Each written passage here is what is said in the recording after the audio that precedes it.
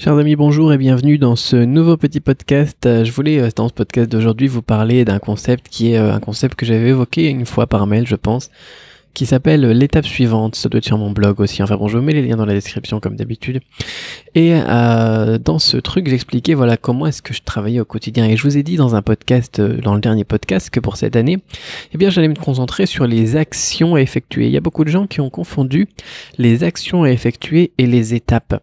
Et donc, je voulais revenir dans ce petit podcast sur les deux concepts, ce que je fais au niveau des actions et ce que je fais au niveau des étapes. Alors, l'idée des étapes, donc c'est l'objectif au final. Les étapes, c'est ce qu'il va falloir faire pour atteindre cet objectif. Les étapes, c'est de se dire voilà, la première chose qu'il faut que je fasse, par exemple, c'est d'avoir mon funnel de vente. Donc il faut que j'ai un site, il faut que j'ai une page de capture, par exemple sur ClickFunnels pour capturer des leads. Actuellement, je travaille beaucoup sur des leads. Si vous connaissez pas ClickFunnels, je vous mets aussi un lien dans la description. Je pense que je vais faire une série de vidéos sur ClickFunnels aussi. Et donc il me faut voilà le site, il me faut ClickFunnels, il me faut mes publicités Facebook, et ensuite il faut que je rapporte du trafic là-dedans. Au final, faire du business, ça reste simple, c'est des mathématiques, on analyse les chiffres, et puis ensuite on fait plus de ce qui marche et on fait moins de ce qui marche pas, quoi. Et mais pour pouvoir avoir ces statistiques, il faut avoir ces étapes en place, tout simplement.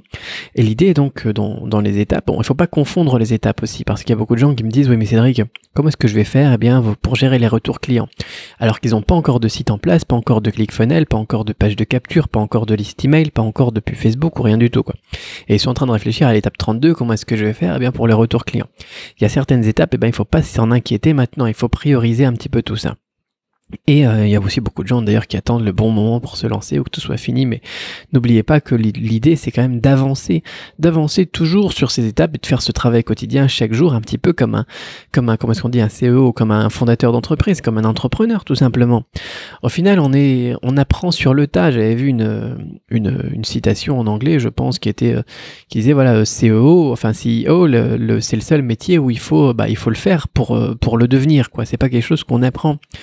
Quand t'apprends la sculpture ou t'apprends à dessiner dans une école d'art, une fois que tu sors de l'école, tu sais dessiner, mais tu peux pas faire ça pour le boulot qu'on fait nous en tant qu'entrepreneurs. Il faut avancer. C'est comme aussi, j'ai vu une citation en anglais qui était comme ça. C'était quoi? C'était les meilleurs navigateurs. C'est dur de traduire comme ça.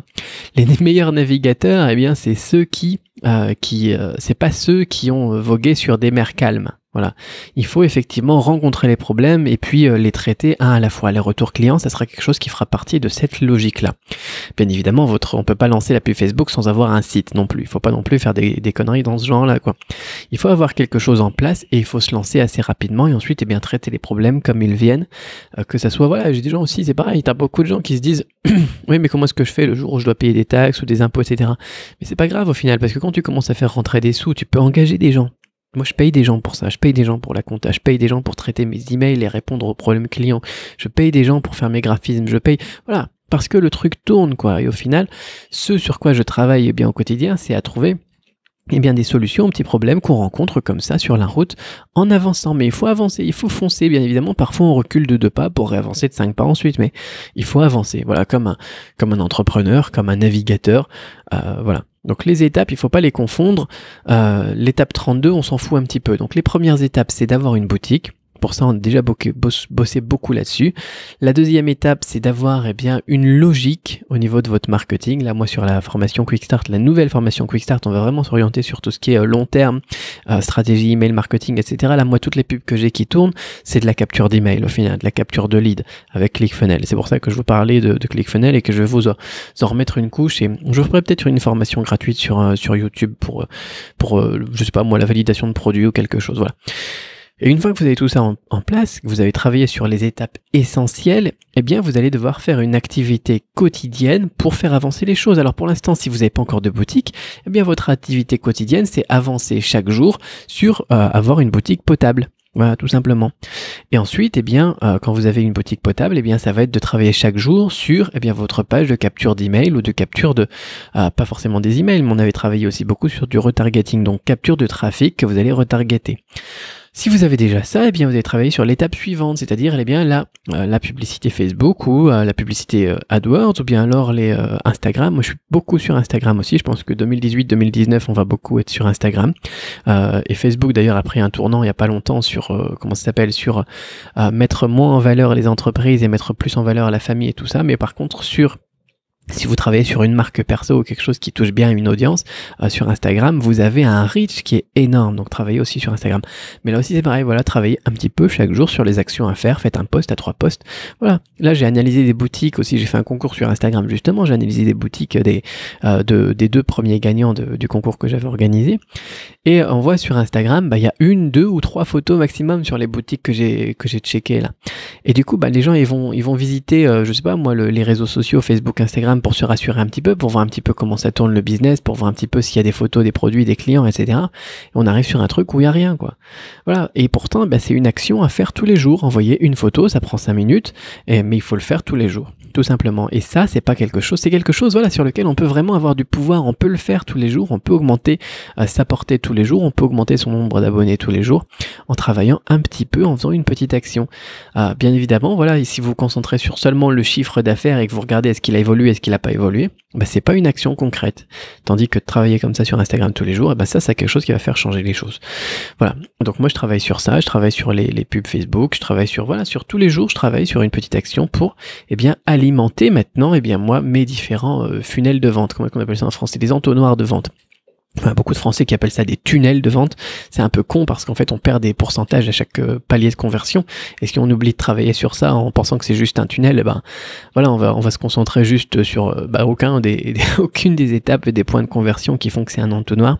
Et donc n'oubliez pas que c'est un entonnoir justement, et que c'est bien d'essayer de travailler à l'élargir. Voilà, si vous travaillez juste sur l'idée de tunnel de vente, au final vous oubliez la logique essentielle du truc. C'est un peu con, mais voilà, ils ont traduit ça comme des cons, c'est pas grave. Quoi qu'il en soit, voilà, travaillez sur l'étape suivante à chaque fois, chaque jour, tout simplement. Et puis faites-le vraiment de manière logique. Je sais pas, moi, comment est-ce qu'on pourrait expliquer ça?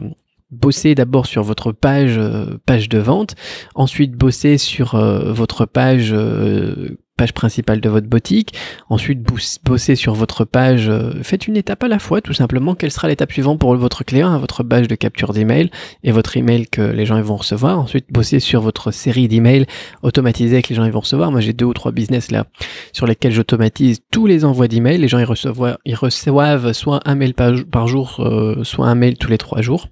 Travaillez sur ça, travaillez sur votre pub Facebook. Enfin bon, réfléchissez. Quelle sera l'étape suivante de votre client, quelle sera l'étape suivante de votre prospect pour l'instant. Et chaque jour, faites des actions, travaillez sur des actions qui vont permettre d'améliorer tout ça. C'est comme ça que je bosse, c'est ça que je dis quand je dis que je vais me concentrer sur les actions et pas sur les résultats, parce que je sais que si chaque jour je poste entre 1 et 3 posts sur Instagram, je sais que mon personal branding, je suis désolé, je parle anglais, on dirait Jean-Claude Van Damme maintenant, je sais que l'image que je donne de moi, elle va s'améliorer chaque jour. Je sais que si chaque jour je vérifie un petit peu mes pubs et que je travaille pour améliorer un petit peu mes leads, que je scale, etc., je sais que chaque jour au final je vais gagner plus d'argent. J'aurai plus de reach, j'aurai plus de leads tous les jours. Voilà, j'ai pas mal de pubs qui me rapportent chacune des milliers de leads, des captures d'emails tous les mois, quoi. Et je sais qu'un email, ça me rapporte entre 3 et 10 euros par mois supplémentaire sur le moyen terme. D'accord? Parfois, ça me rapporte directement aussi en fonction de mes pubs. Enfin bon, on parlera des pubs Facebook dans la formation. Et voilà, je sais qu'en faisant ces actions-là, je vais m'enrichir. Alors c'est pas grave si aussi aujourd'hui, je suis pas à 3000. Si je suis pas à 3000 euros aujourd'hui, c'est pas grave au final, parce que j'ai fait l'action et je sais que cette action va porter ses fruits dans quelques jours ou dans quelques mois. Et je sais que tôt ou tard, de toute façon, je passerai à 3000 euros, 4000 euros, 5000 euros par jour, etc. en fonction des business. C'est ça la logique que j'ai. Voilà.